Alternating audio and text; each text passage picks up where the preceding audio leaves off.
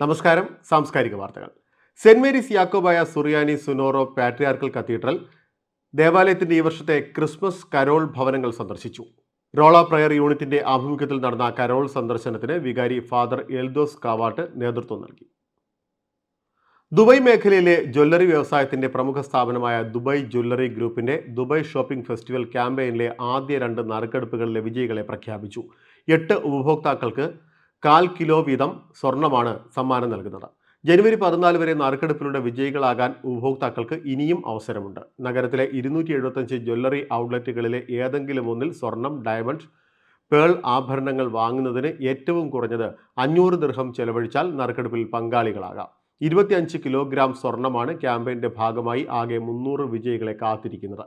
Diamond, pearl, platinum ആഭരണങ്ങൾ വാങ്ങുമ്പോൾ ഉപഭോക്താക്കൾക്ക് 2 നറുക്കെടുപ്പ് കൂപ്പണുകൾ ലഭിക്കും. തൃശൂർ ജില്ലയിലെ എടക്കഴിയൂർ പ്രദേശവാസികളുടെ പ്രവാസി കൂട്ടായ്മയായ എടക്കഴിയൂർ നോൺ റെസിഡൻസ് അസോസിയേഷൻ അഥവാ എനോറ UAE 20ാം വാർഷികത്തോടനുബന്ധിച്ച് മലീഹയിലെ അൽ ഖയാദി ഫാമിൽ നാട്ടുത്സവം 2023 എന്ന പേരിൽ ആഘോഷ പരിപാടികൾ സംഘടിപ്പിച്ചു. ചെണ്ടമേളം, തെയ്യം, കഥകളി, നാടൻ കലാരൂപങ്ങളും പട്ടുകുടയും അണിനിരന്ന വർണ്ണാഭമായ ഘോഷയാത്രയും മത്സര പരിപാടികളും സംഗീത നിശയും ഒരുക്കിയ പരിപാടിയിൽ കുടുംബങ്ങൾ ഉൾപ്പെടെ നിരവധി എടക്കഴിയൂർ നിവാസികൾ പങ്കെടുത്തു. UAEയുടെ 52ാം ദേശീയ ദിനാഘോഷത്തിന്റെ ഭാഗമായി ചടങ്ങിൽ ആദ്യകാല പ്രവാസിയായ മുഹമ്മദ് അലി UAEയുടെ ദേശീയ പതാക ഉയർത്തി. 6 GCC രാജ്യങ്ങൾ 24 മണിക്കൂറിനുള്ളിൽ റോഡ് മാർഗം സഞ്ചരിച്ച് പുതുചരിത്രം തീർത്ത എടക്കഴിയൂർ സ്വദേശി സിയാദ് കലയിലിനെ ചടങ്ങിൽ ആദരിച്ചു. സംസ്ഥാന KMCC കമ്മിറ്റിയുടെ നേതൃത്വത്തിൽ കുട്ടികൾക്കായി ട്രാൻസ്ഫോർമേഷൻ എന്ന പേരിൽ വിന്റർ ക്യാമ്പ് സംഘടിപ്പിക്കും.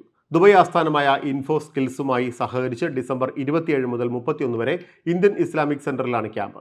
ഗ്രേഡ് 1 മുതൽ 12 വരെയുള്ള കുട്ടികൾക്കാണ് പ്രവേശനം. ഡിസംബർ 31 വൈകിട്ട് 6 നടക്കുന്ന ഗ്രാൻഡ് ഫിനാലെയോടെ ക്യാമ്പിന് സമാപനമാകും.